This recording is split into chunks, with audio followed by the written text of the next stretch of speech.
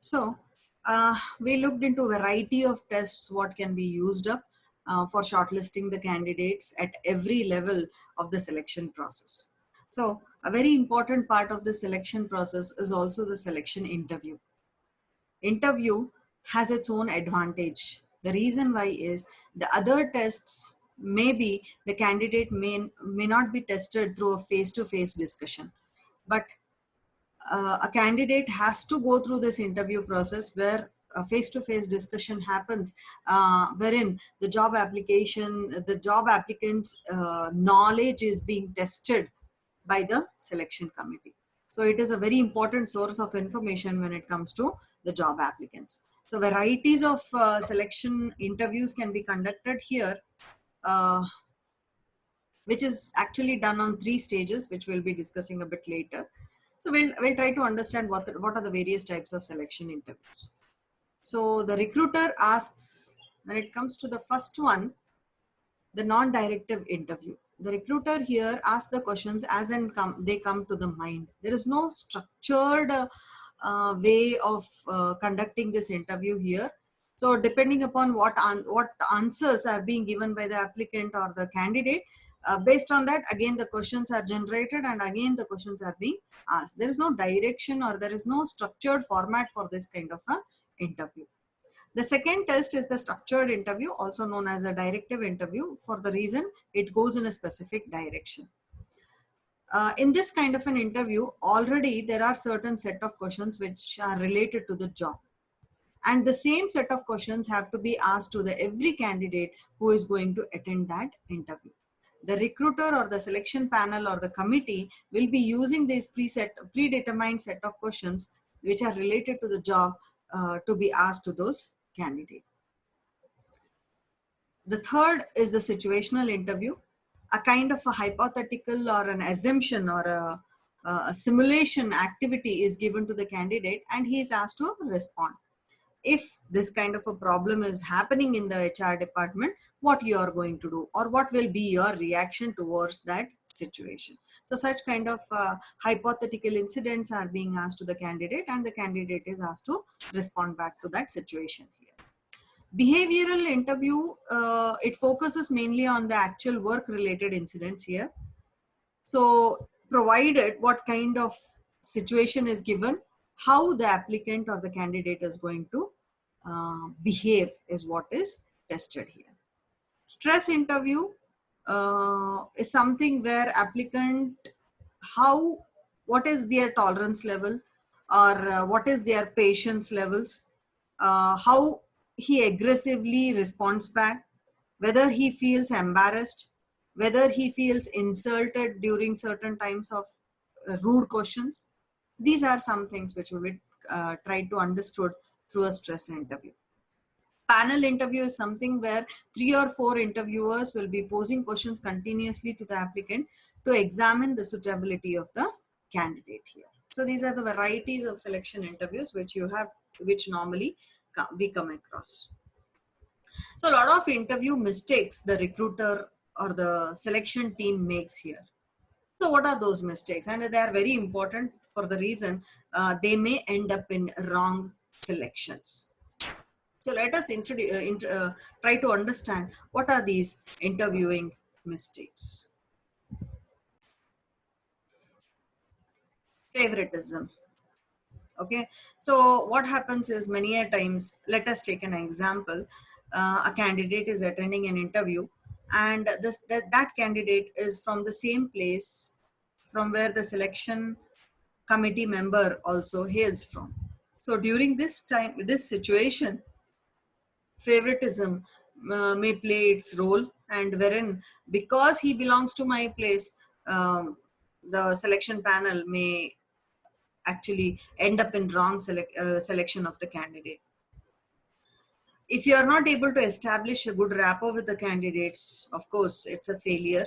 For the reason why is many candidates are there who are intelligent, who are highly skilled, who are very, very capable for the job, but because they're not so confident, they're not so good with their communication, they may end up in not answering the interviewer's question. So you have to make the candidates very comfortable. So rapport building is very, very important in the interview process so that they can open up in front of you. Not being able to ask right questions. Of course, it is the reason because the recruiter or the selection committee is not ready with the interview process. As the candidate has to be prepared for the interview, at the same time, the interviewer also has to be prepared for the interview. He should know how he is supposed to behave in an interview, what kind of questions are to be asked in the interview. So his homework should be ready. Then only he can be a very good interviewer in the process. Resorting to snap judgments. So just on first impression, you're not supposed to judge that candidate. Okay, let's say that candidate has somewhere misbehaved, or he may not be confident in the initial stage of an interview. Based on only that observation, you just should not come to a decision that the candidate is not fit for the job. Showing leniency. So this is one more mistake what the recruiter makes here, wherein you try to be too much lenient with the candidates and they may make use of your leniency.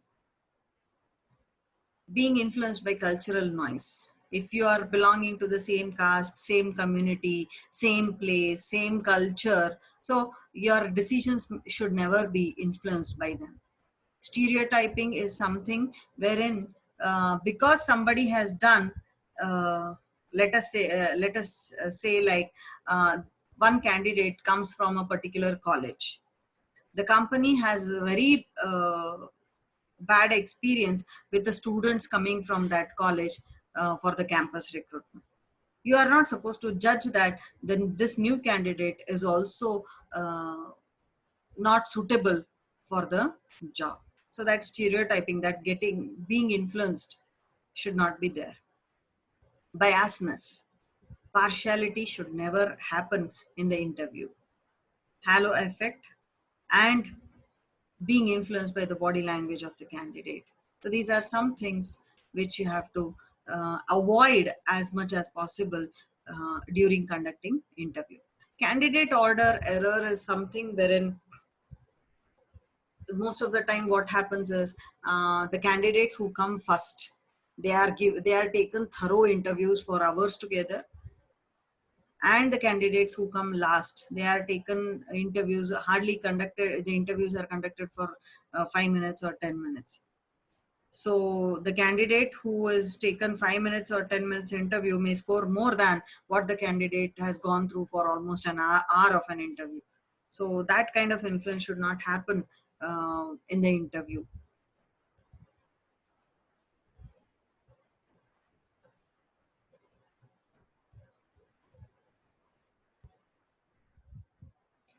So this interview process actually is conducted in 4 phases.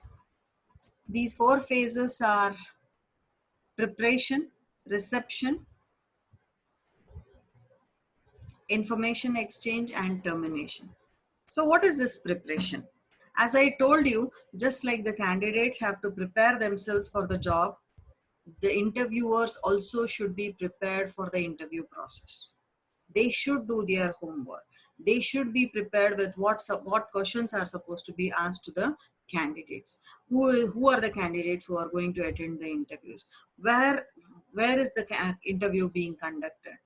Right? So these are certain things which they are supposed to be prepared in the preparation phase.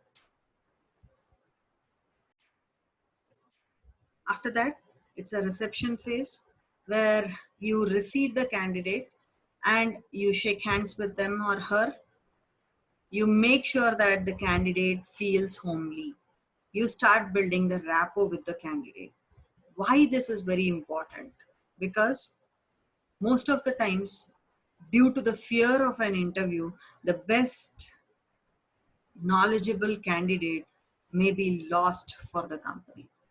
So for that reason, you should ensure that the candidate feels homely, feels comfortable, a rapport is built up with him or her so that she can be more open in terms of answering your questions. So that is the reception phase. After that, once the rapport is built up, slowly you can start asking the candidate with basic information like from where he comes from, what is his job qualification, why actually he is here, what he knows about the job, what he knows about the company. So such kind of basic questions can be asked to the candidate. At the later stages of the interview process, you can go deep into the technical requirements for the job. So once the information is exchanged between the interviewer and the interviewee here, the interview process has to be terminated. That is the last phase of the interview process. So once you finish the information exchange phase, that in the termination phase, you should ensure that you give a chance to the interviewee also to ask questions or clarify any doubts he or she is having. So once the doubts are cleared, once the questions are being answered by you for the candidate, you should ensure that a summary of the whole interview process is given to the candidate. So once that summary is given to the candidate, you should uh, shake hands with the candidate before he or she leaves the room, and ensure that, and also sometimes some interviewers may also give the deadlines where they are going to get the results. So these are some things which you have to ensure in the interview process. The last stage of the selection process is the medical examination and the reference checking. So medical examination plays a very important role here, because certain companies are there where medical fitness plays a very important role. Something like police department job openings, or it may be job openings which are related to people working in mining areas, something like that.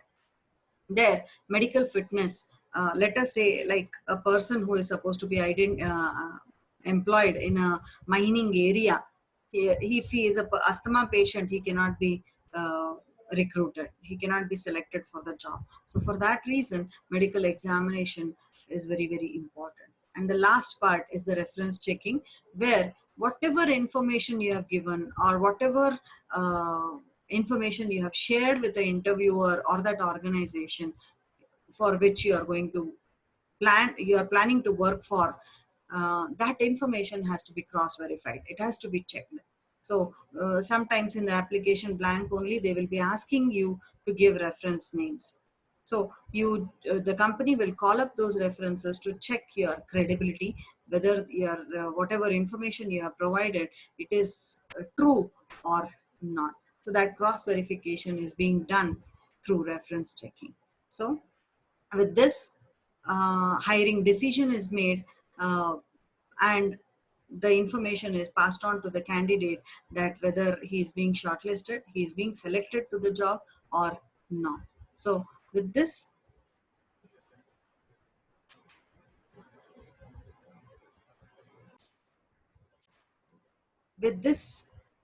topic, we complete the topic of selection. Okay, so let me just get back to the process of selection today. Once again, just let us repeat the process of selection.